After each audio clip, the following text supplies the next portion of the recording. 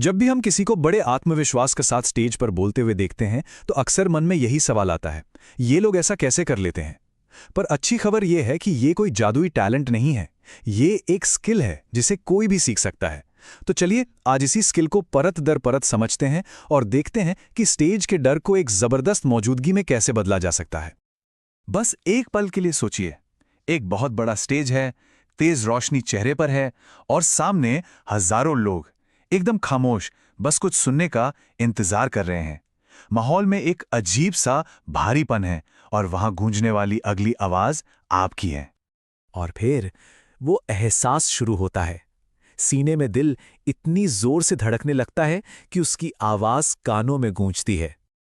हाथ कांपने लगते हैं, हथेलियां ठंडे पसीने से भीग जाती हैं। ऐसा महसूस होता है जैसे शरीर पर अपना कंट्रोल ही नहीं रहा। और फिर होता है सबसे बड़ा धोखा, शब्द। जो शब्द इतनी मेहनत से तैयार किए थे, वो अचानक दिमाग से गायब हो जाते हैं। ये एक बहुत ही डरावना एहसास है, लेकिन यकीन मानिए ये एक ऐसा एहसास है जो बहुत ही कॉमन है। तो पहला कदम है इस डर का सामना करना, ये समझना कि आखिर ये डर आता कहां से है। इसे जीतने की तरफ पहला कदम है। पता है, इस डर का एक नाम भी है, ग्लोसोफोबिया। लेकिन यहां सबसे जरूरी बात यह है कि ये एक सीखा हुआ डर है, और जो भी चीज सीखी जा सकती है उसे भुलाकर दोबारा भी सीखा जा सकता है। यानी डर को आत्मविश्वास में बदला जा सकता है। ये लाइन एक बहुत जरूरी चुनाव की बात करती है। क्या डर एक दीवार है जो हमें रोक लेती है, या फिर वो एक सीढ़ी है जिस पर चढ़कर आगे बढ़ना है? हर महान स्पीकर ने हमेशा उस सीढ़ी को ही चुना है। तो चलिए अब आते हैं दूसरे हिस्से पर, जीत की तैयारी। स्टेज पर जो आत्मविश्वास नजर आता है ना, वो असल में पर्दे के पीछे की गई कड़ी मेहनत से ही पैदा होता है। तैयारी के 3 मजबूत स्तंभ हैं। पहला, अपने टॉपिक में पूरी तरह डूब जाइए, उसे सिर्फ दिमाग से नहीं दिल से भी समझिए। दूसरा, अपनी बात का एक साफ सुथरा ढांचा बनाइए, एक दिलचस्प शुरुआत, एक लॉजिकल मिडिल पार्ट और एक दमदार अंत। और तीसरा, जो सबसे जरूरी है, प्रैक्टिस प्रैक्टिस और प्रैक्टिस, तब तक जब तक शब्द आपकी जुबान पर पूरी तरह बैठ ना जाएं। किसी भी स्पीच के पहले कुछ सेकंड सबसे ज्यादा कीमती होते हैं। आप कोई पर्सनल कहानी सुनाकर लोगों को जोड़ सकते हैं, या कोई ऐसा सवाल पूछ सकते हैं जो उन्हें सोचने पर मजबूर कर दे, या फिर कोई हैरान करने वाला फैक्ट शेयर कर सकते हैं। मकसद सिर्फ एक है, शुरू होते ही सबका ध्यान अपनी ओर खींच लेना। ये लाइन एक बहुत ही गहरी सच्चाई बताती है। फैक्ट्स और आंकड़े तो लोग भूल जाते हैं, लेकिन इमोशंस वो हमेशा याद रहते हैं। एक शानदार स्पीच सिर्फ जानकारी नहीं देती, वो एक अनुभव बनाती है, लोगों को इमोशनल लेवल पर जोड़ती है। और यही इमोशनल कनेक्शन स्टेज पर जादू करने की असली चाबी है। तीसरा हिस्सा, मंच पर जादू। तैयारी तो हो गई, अब वक्त है परफॉर्मेंस का। कुछ भी बोलने से पहले ही आपकी बॉडी लैंग्वेज बोलना शुरू कर देती है। सीधा खड़ा होना, आंखों में आंखें डालकर बात करना और चेहरे पर एक सच्ची मुस्कान, ये बिना बोले ही आपके आत्मविश्वास और भरोसे को जाहिर कर देते हैं।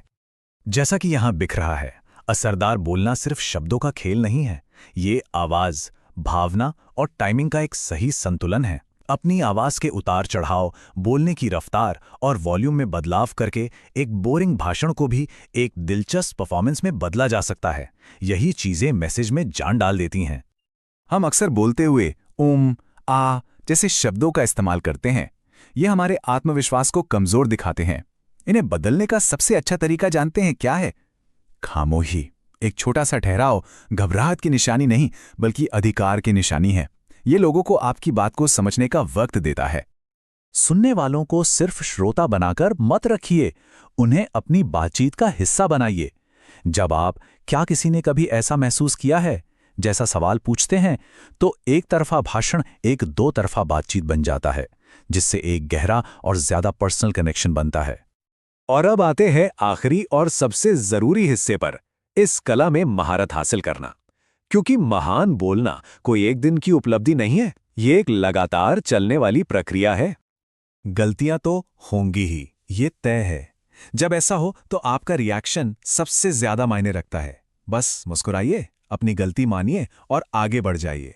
इससे आप कमजोर नहीं बल्कि ज्यादा भरोसेमंद लगते हैं। याद रखिए, लोग परफेक्शन से नहीं बल्कि असलियत से जुड़ते हैं।